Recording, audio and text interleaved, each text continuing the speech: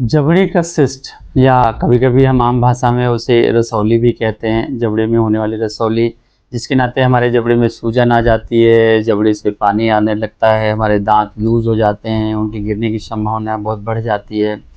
और कई बार क्या होता है कि हमारे जबड़े में सिस्ट हो रहा होता है, बढ़ रहा होता है और हमको पता भी नहीं चलता है। हम जब कभी दांत के डॉक्टर के पास, डेंटिस्ट के पास जाते हैं, हम उनको दिखाते हैं अपने दांत की प्रॉब्लम, कि दांत सड़ा है या दांत में दर्द है, वो एक एक्सरे करते हैं तो वहाँ पता चलता है कि हमारे जबड़े की हड्डी गल रही है।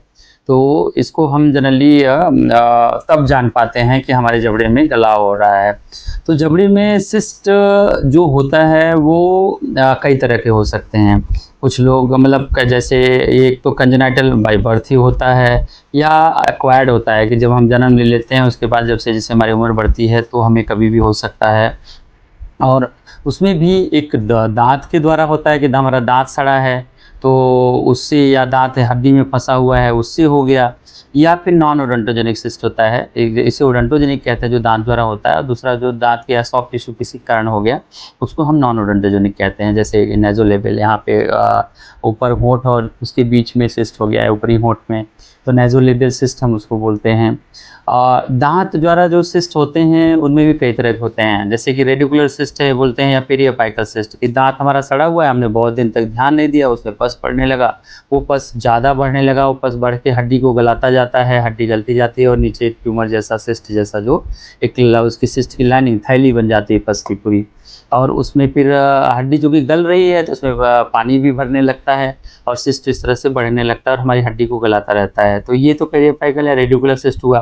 दूसरा, कई बार हमारी अकल दाढ़ या आगे का केनाइन या बीच का दांत भी फंसा रह जाता है हड्डी में, और उस पर इतना प्रॉपर फोर्स नहीं होता है, या ऊपर के दांत टेढ़े मेढ़े होते हैं जिसकी वजह से वो निकल नहीं पाता है, तो भी हमारी हड्डी में गलाव स्टार्ट हो जाता है उस दांत के सराउंडिंग में चारों तरफ। तो उसको हम डेंटिजरस सिस्ट बोलते हैं ऐसे, जिसमें कि हमेशा एक इम्पैक्टेड, मतलब अंदर पड़ा हुआ टूथ रहता है, दांत रहता है। तीसरा, कई बार हमें एक ओडोंटोजेनिक केराटोसिस, जिससे हमारा दांत जनरेट होता है, जिस सेल से, हमने सुना है कई तरह के हमारी बॉडी में सेल्स होते हैं, जैसे हड्डी के अलग ऑस्टियोब्लास्ट सेल्स हैं, या हमारे दांत जैसे पैदा हो ग्रो करते हैं उसको एम्ब्लोब्लास्ट कहते हैं। तो पता चला कि अगर जिससे हमारा सेल जनरेट हो रहा है वो कभी कभी हमारे रेमनेंट हड्डी में हमारी विकास हो रहा है, वो कभी रह गए, गलती से पड़े रह गए, तो उनकी वजह से भी ऐसा सिस्ट जनरेट हो जाता है। उसमें हमें कई बार ओडोंटोजेनिक केराटोसिस ज़्यादा डेंजरस होता है, उसमें हमें पता ही नहीं चलता है, क्योंकि वो हड्डी में बहुत सूजन, बाकी सिस्ट में तो आपको हड्डी में सूजन या पानी आने लगता, मवाद आने लगता है, इसमें कई बार कुछ नहीं आता और हड्डी हमारी पूरी यहाँ से यहाँ तक गल जाती है। तो दोस्तों, सिस्ट कभी भी, ये जो शब्द आपको सुनने को मिले या कोई भी, हाँ, इन सब की सर्जरी के लिए आपके जो एक्सपर्ट्स होते हैं, अगर कभी भी आपको जबड़े में सिस्ट है तो आपको नॉर्मल डेंटिस्ट भी उनके पास रेफर करेंगे, या आप खुद भी एक ओरल एंड मैक्सिलोफेशियल सर्जन, इस सारे सिस्ट ऑपरेट करने के लिए वो एक्सपर्ट हैं।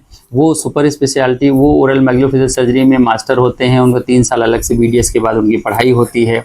उनको इसी तरह की जो सर्जरी की ढेर सारे प्रोसीजर्स हैं उनके लिए ट्रेन, जो जबड़े से रिलेटेड सर्जरी हैं, जैसे जबड़े का ट्यूमर है, फ्रैक्चर है, कैंसर है, सिस्ट है, या अकलदाढ़ है, डेंटल इम्प्लांट्स हैं, या क्रेनियो मैक्सिलोफेशियल सर्जरी, जितनी तरह की होती हैं उसके लिए मैक्सिलोफेशियल सर्जन एक्सपर्ट्स होते हैं। तो वो आपके सिस्ट का ऑपरेशन बहुत ही आसानी से हो जाएगा। ज़्यादातर केसेज में जो अगर हमारी दांत अंदर फंसा हुआ उसकी वजह से डेंटिजरस सिस्ट होती है तो हमें दांत निकाल के सिस्ट निकालना पड़ता है। अदरवाइज ये पेरियोपाइकल सिस्ट या ओडोंटोजेनिक सिस्ट में ज़्यादातर केसेज में हम बाहर के दांत भी नहीं निकालते, हम सिर्फ सिस्ट की वो थैली हटाते हैं, और अगर छोटा है तो उसमें हम बोन का चूरा या हड्डी का चूरा डाल के उसको टाँके लगा देते हैं। 1 हफ्ते में टाँके कट जाते हैं और 3 से 6 महीने में हड्डी बन जाती है। अगर कहीं ये हुआ कि पूरा पूरा हमारा जबड़ा गल जाता है या आधे से ज़्यादा हमारा जबड़ा गला हुआ है, हमारी नस भी इन्वॉल्व है, तो उस केस में हम उसको मार्सुपिलाइजेशन बोलते हैं प्रोसीजर को। हम सिस्ट को खोल के बाहर की मुँह के लाइनिंग से उसको जोड़ देते हैं, मुँह के त्वचा से, और उसके बाद उसमें पट्टी, एक आइडोफॉर्म ड्रेसिंग चलाते हैं। तो वो ड्रेसिंग में भी अगर पेशेंट की उम्र कम है तो 3 से 6 महीने, ज़्यादा है तो करीब 9 महीने 1 साल में वो पूरी हड्डी अच्छे से बन जाती है, हमारा पहले जैसा ही जबड़े का हो जाए। अगर किसी कारणवश हमको कोई दांत ज़्यादा लूज हम निकाले भी तो हड्डी ऐसी बन जाती है कि हम बाद में फिर उसमें डेंटल इम्प्लांट करके उस पर दांत लगा देते हैं।